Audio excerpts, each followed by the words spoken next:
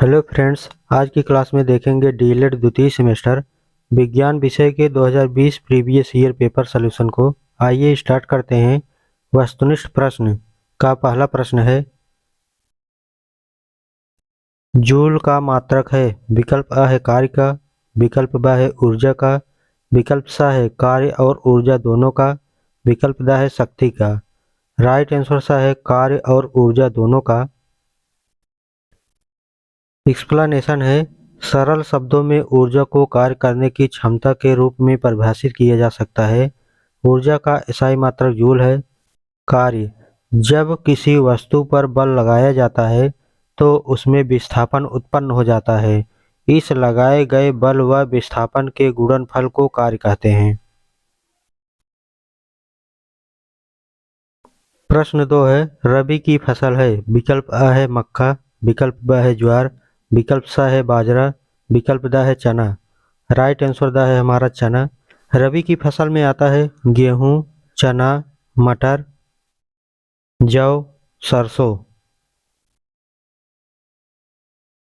Explanation है, रबी की फसल सामान्यतः अक्टूबर नवंबर के महीने में बोई जाती है। इन फसलों को बुआई के समय कम तापमान तथा पकते समय गर्म वातावरण की आवश्यकता होती है। उदाहरण, गेहूं, जौ, आलू, चना, मसूर, अलसी, मटर, सरसों रबी की प्रमुख फसलें हैं। प्रश्न 3 है, चंद्र ग्रहण की घटना होती है।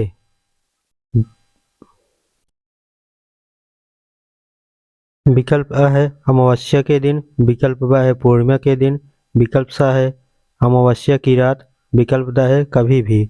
राइट आंसर ब है पूर्णिमा के दिन। एक्सप्लेनेशन है, चंद्र ग्रहण तब होता है जब पूर्णिमा के दौरान चंद्रमा पृथ्वी की छाया से गुजरता है। चंद्र ग्रहण के समय सूर्य, पृथ्वी एवं चंद्रमा लगभग एक सीध में होते हैं।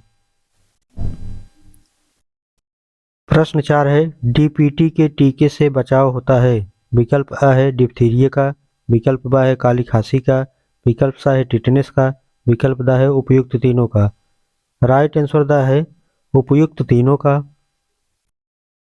एक्सप्लेनेशन, डीपीटी भी संयोजित टीकों की एक श्रेणी को संदर्भित करता है जो मनुष्यों को होने वाले 3 संक्रमण रोगों डिप्थीरिया, पर्टुसिस, काली खांसी और टिटनेस से बचाव के लिए दिए जाते हैं। डी का मतलब है डिप्थीरिया, टी का मतलब है टिटनेस और पी का मतलब है पर्टुसिस।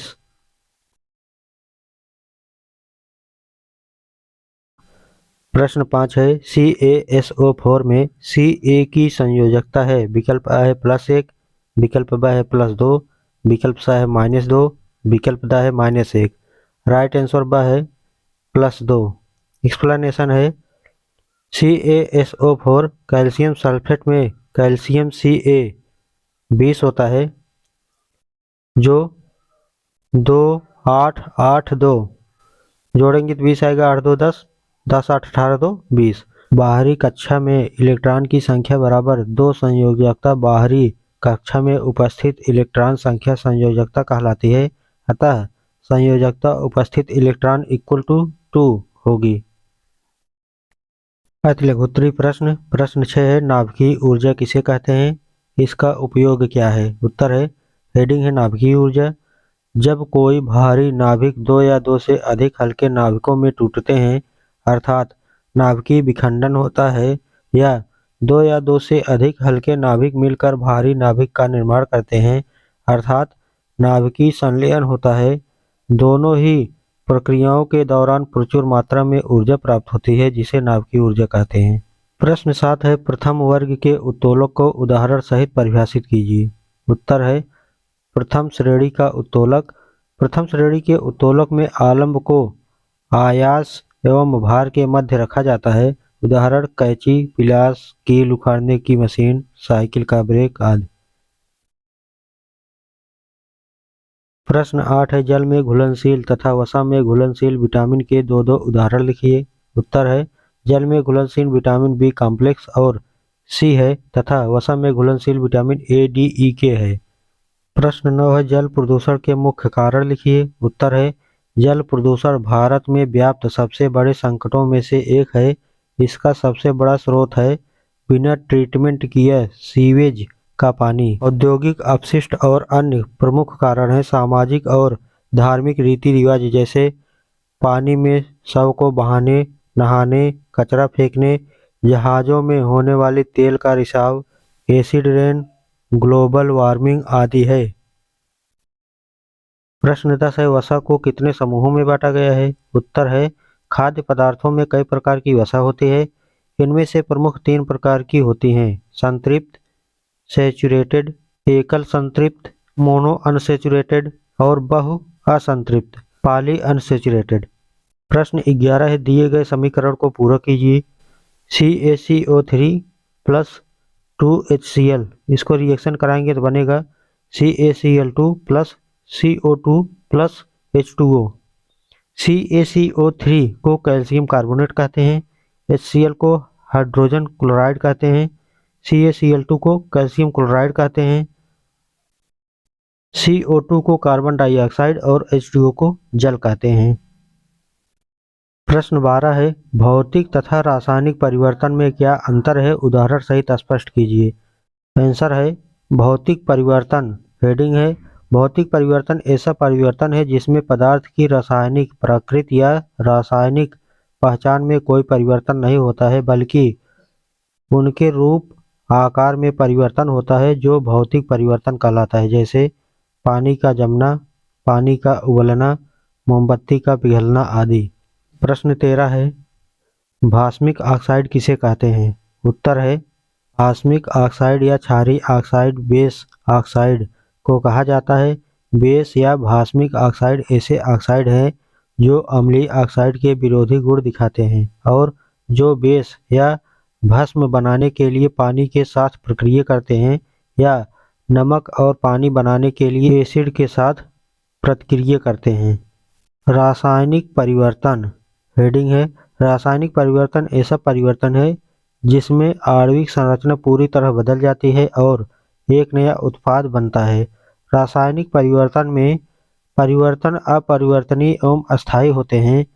इसमें पदार्थ अपने मूल स्वरूप में वापस किसी भी प्रकार से नहीं आ सकता है, जैसे लकड़ी या कागज का जलना, कपूर का जलना, दूध का फटना, लोहे में जंग लगना आदि।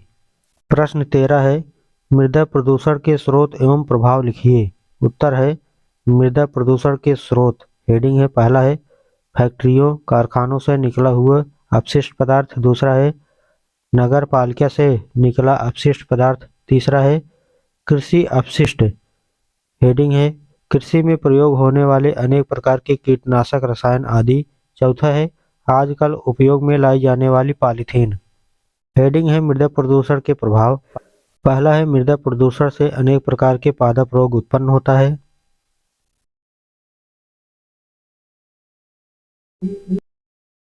दूसरा है, मृदा प्रदूषण से विभिन्न प्रकार के रोगों के रोगाणुओं को पनपने का अवसर मिलता है। प्रश्न 14 है, मनुष्य के श्वसन तंत्र का नामांकन चित्र बनाइए।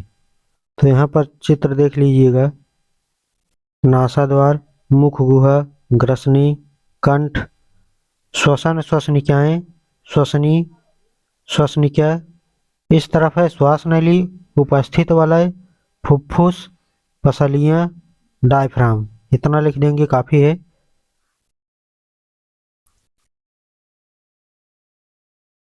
प्रश्न 15 है, प्रोकैरियोटिक तथा यूकैरियोटिक कोशिकाओं में अंतर स्पष्ट कीजिए। उत्तर है, प्रोकैरियोटिक कोशिका हेडिंग है, पहला है इसमें प्रारंभिक अविकसित केंद्रक होता है, दूसरा है ये आदिम कोशिकाएं हैं, तीसरा है कोशिका द्रव पूर्ण कोशिका में फैला रहता है, चौथा है केंद्रक कला तथा केंद्रिका अनुपस्थित होती है,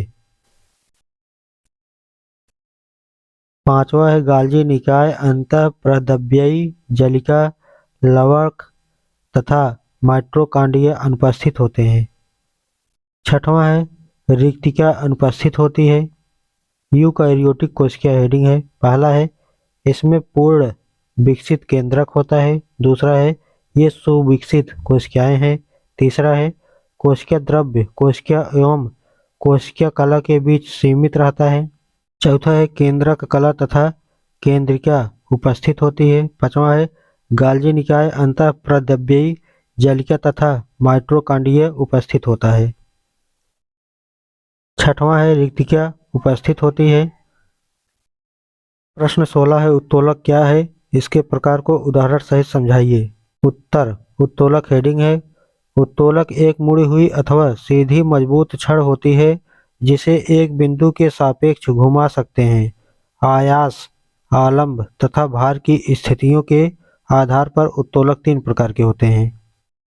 पहला है प्रथम प्रकार के उत्तोलक। जिस उत्तोलक में आयास अर्थात बल और भार के मध्य आलंब होता है वे प्रथम प्रकार के उत्तोलक कहलाते हैं, जैसे कील निकालने वाली हथौड़ी और हैंडपंप आदि। दूसरा है द्वितीय प्रकार के उत्तोलक हेडिंग है। जिन उत्तोलक में भार, आलंब तथा आयास के मध्य में होता है वे द्वितीय प्रकार के उत्तोलक कहलाते हैं, जैसे सरौता, पहिए वाली ट्राली आदि। जो कूड़ा ढोया जाता है उसमें एक पहिया लगा रहता है, उसी को कहते हैं।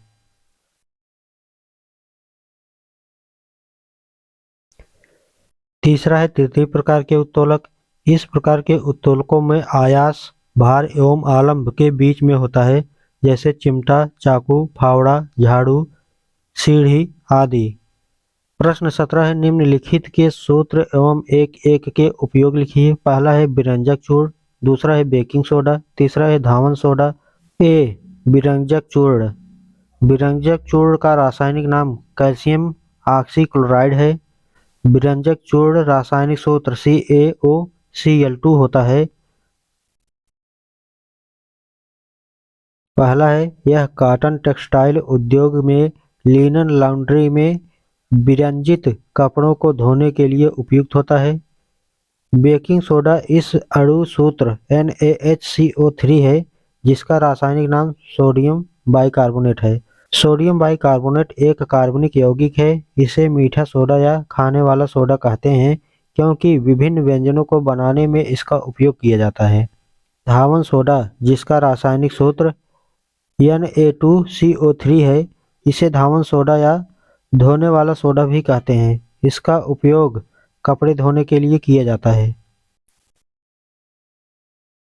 प्रश्न 18 है संतुलित आहार क्या है, मनुष्य के लिए संतुलित आहार क्यों आवश्यक है। उत्तर है संतुलित आहार हेडिंग है। ऐसा आहार जिनमें सभी पोषक तत्वों जैसे प्रोटीन, कार्बोहाइड्रेट, वसा, विटामिन, खनिज लवण और जल शारीरिक जरूरत के हिसाब से उचित मात्रा में पाए जाते हैं संतुलित आहार कहलाते हैं।